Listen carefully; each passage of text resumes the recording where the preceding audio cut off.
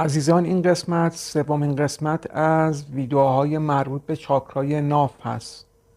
چاکرای مانیپورا در پلیلیست کندالینی 1403. عزیزانی که عجله دارن و سرعت انجام تمریناتشون بالاست میتونن به پلیلیست قدیمی رجوع کنن، فرقی با هم نداره. درسته پلیلیست کندالینی 1403 یک سری آپدیت ها داره، تمرینات بهینه شدن ولی تفاوت زیادی با هم ندارن. همه تمرینات استاندارد مدارس یوگا هستن، مدارس بین المللی یوگا و بسیار حرفه‌ای هستند. به این آموزش ها که در یوتیوب دارم آپلود میکنم اعتماد کنید.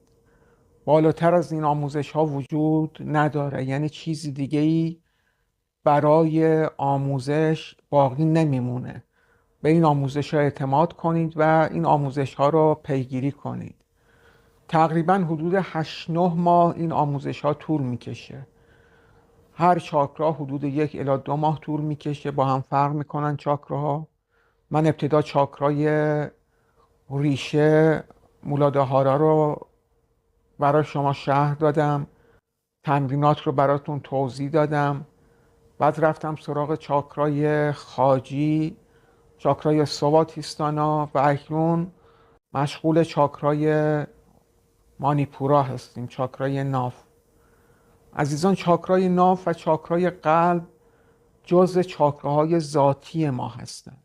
همونطور که در ویدیوهای قبل گفتم، چاکرای ریشه و چاکرای خاجی جز چاکراهای غریزی ما محسوب میشن. یعنی شما بخواید یا نخواید این دوتا چاکرای ریشه و خاجی معمولا در اکثر افراد نه تنها بیدار هست بلکه پرکار محسوب میشه و تمرینات برای متعادل کردن اونها داده میشه.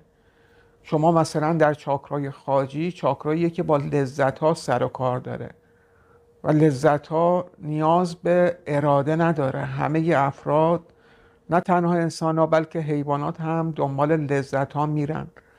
از خوردن کسب لذت میکنن، از کسب مال، کسب جا، کسب لذت میکنن. از هر چیزی که بگی میشه کسب لذت کرد و معمولاً به افراد کشیده میشه. به خاطر همین میگم این دوتا چاکرا، چاکرای خاجی و چاکرای ریشه، در اکثر افراد پرکار هستن و تمرینات برای این هستن که این دوتا چاکرا رو به تعادل برسونید. و اما چاکرای ناف و چاکرای قلب جز چاکراهای ذاتی ما محسوب میشن، یعنی با ذات ما مربوط میشن. چاکرای ناف دقیقاً با انرژی، انگیزه و اراده ما مربوطه. این ستا رو خوب دقت کنید. چاکرای ناف رو در سانسکریت بهش میگن مانیپورا. مانی به معنای جواهر و پورا به معنای شهر. معنی تحت لفظیش میشه شهر جواهر نشان. واقعا هم همینطوره. موقعی که فعال میشه مثل یک شهر جواهر نشان شروع میکنه به تابش انرژی، به تابش پرانا به بقیه چاکراها. دقیقا میشه مثال زد به نقشی که خورشید در منظومه خورشیدی بازی میکنه. اگر خورشید نبود یا یه خورشید بیروح بود، هیچ انرژی، هیچ پرانایی برای تابوندن به سیارات منظومه خورشیدی یافت نمیشد و سیارات در خموشی و رکود و سکوت به سر می بردن. چاکرای ناف هم همین نقش رو در ارتباط با بقیه چاکراها بازی میکنه. و ما عزیزان در این قسمت یک تمرین داریم برای تصفیه چاکرای ناف. تمرین ساده‌ایه ولی انجامش همت میخواد، انگیزه میخواد، اراده میخواد. ولی موقعی که انجامش بدید وجودتون پر از انرژی میشه، پر از پرانا میشه. همونطور که قبلا گفتم، چاکرای ناف نقش ذخیره کننده و توزیع کننده پرانا رو در وجود ما بازی میکنه. یعنی پرانایی که توسط چاکرای ریشه تولید میشه در چاکرای ناف ذخیره میشه و به موقع هم توزیع میشه به بقیه چاکراها. و اگر این چاکرا خفته باشه، راکت باشه، هیچ پرانایی برای ارائه به بقیه چاکراها وجود نخواهد داشت و زندگی یک زندگی بیروح، ساکت و مرده میشه. افرادی که چاکرای نافشون خفته هست، راکت هست، دارای یک زندگی بیروحی هستن، بی انگیزه‌ای هستن، بی اراده هستن، انرژی ندارن برای انجام کاراشون. ذهنشون یاریشون نمیکنه که بتونن اراده و انگیزشون رو برای ادامه یک زندگی پر از انرژی فعال کنن. پس عزیزان، اگر جز اون کسایی هستید که یک زندگی بیروح دارید، بی انرژی هستید، دلمرده هستید، به چاکرای نافتون بیشتر برسید. و اما تمرین این قسمت هست، عنوانش تصفیه چاکرای ناف. تمرین ساده‌ای، انجامش ساده است ولی همت میخواد انجامش. برای انجام این تمرین مثل بقیه تمرین ها باید ستون فقراتتون صاف باشه، مهرهای گردنتون صاف باشه، به صورت عمودی بشینید، چشماتون رو ببندید، بذارید ذهنتون آروم بشه، بذارید تلاطم های ذهنتون آروم بشه. هر موقع نفستون آروم شد، آروم گرفتید، افکار مختلف از صفحه ذهنتون پاک شد، اون موقع برای چند دقیقه روی چاکرای ناف تمرکز کنید. منظورم روی کاشرام چاکرای نافه.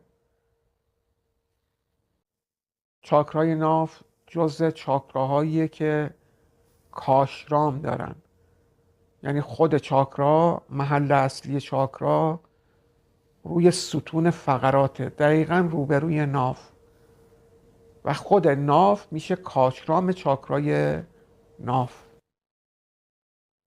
دقیقا در زیر خود ناف کاشرام چاکرای ناف قرار داره.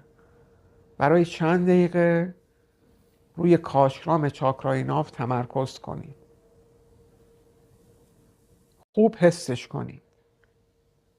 در تمرینات قبلی مثل کشف چاکرای ناف شما تونستید محل اصلی چاکرا و کاشرام رو درک کنید، کشفش کنید و دقیقاً بفهمید که کجا قرار دارن. الان در این تمرین فقط کافیه روی کاشرام چاکرای ناف تمرکز کنید. اگر تمرکز میکنید و چیزی حس نمیکنید، لطفاً به ویدئوی اول چاکرای ناف مراجعه کنید تحت عنوان کشف چاکرای ناف تا بتونید چاکرای ناف رو درکش کنید. پس برای چند دقیقه تمرکز خودتون رو به چاکرای ناف بدید، به کاشرام چاکرای ناف بدید و شروع کنید به صورت عمیق تنفس کنید.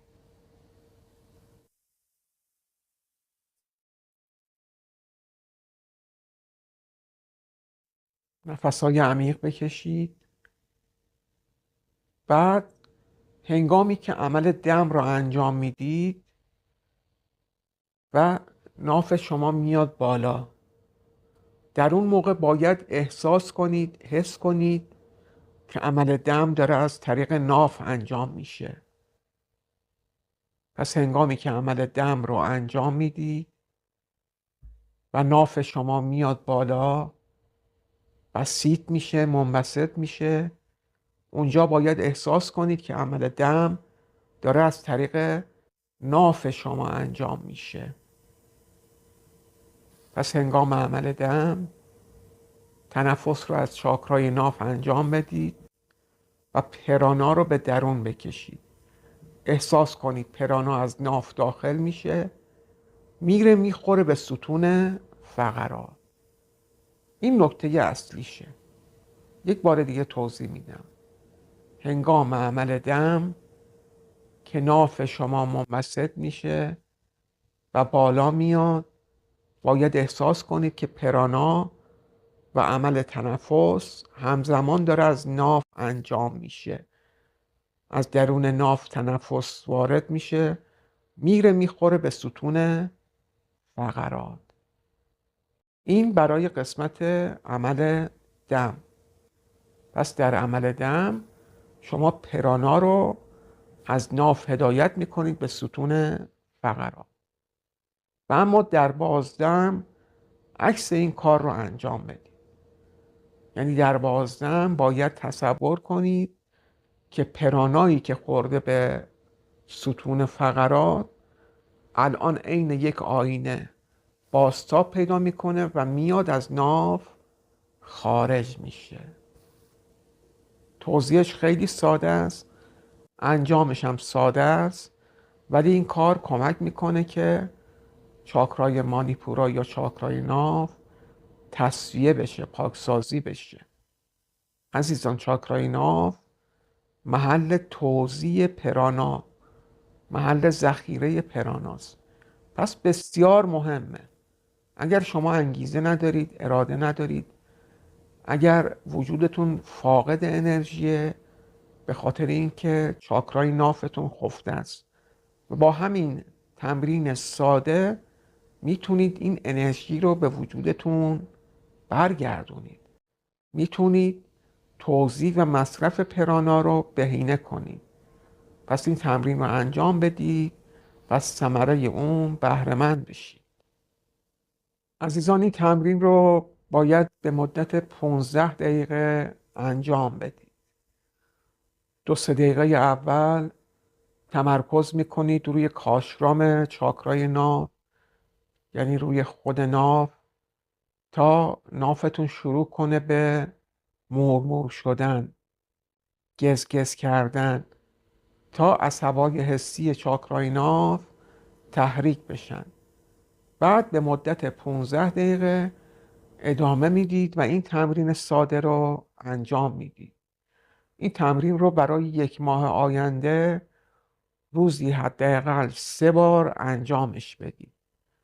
همزمان با این تمرین باید 2 تا تمرین قبلی چاکرای ناف رو هم انجام بدید. یعنی روزی 3 تا تمرین چاکرای ناف که مهمترینش میشه همین قسمت که باید روزی 3 بار انجامش بدید. اون 2 تا تمرین رو روزی 1 بار انجام میدید. و البته باز اضافه کنم همزمان با انجام تمرینات چاکرای ناف باید تمرینات چاکرای ریشه و خاجی رو هم انجام بدید. روزی 1 تمرین به اختیار خودتون، اون تمرینی رو که باش راحت بودید به انتخاب خودتون از تمرینات چاکرای ریشه و چاکرای خاجی انتخاب کنید و به همراه تمرینات چاکرای ناف انجامش بدید. این رو برای 1 ماه آینده انجام بدید تا تمرین بعدی چاکرای ناف که بسیار مهم و مشکل هم هست باتون در میون بذارم. عزیزان، باز تاکید میکنم اگر دل مرده اید، اگر انرژی ندارید، انگیزه ندارید، حالتهای افسردگی رو دارید، این مربوط به چاکرای نافتون میشه. چاکرای نافتون خفته است و باید بیدارش کنید. پس این تمرینات چاکرای ناف رو جدی بگیرید. هرچند تمرینات مشکلی پیش رو داریم ولی باید با اراده اینها رو انجام بدید تا انشالله دوباره امید و انگیزه به زندگی شما رو کنه. سپاسگزارم که تا پایان ویدیو با من همراه بودید. تا دیداری دیگر، بدرود.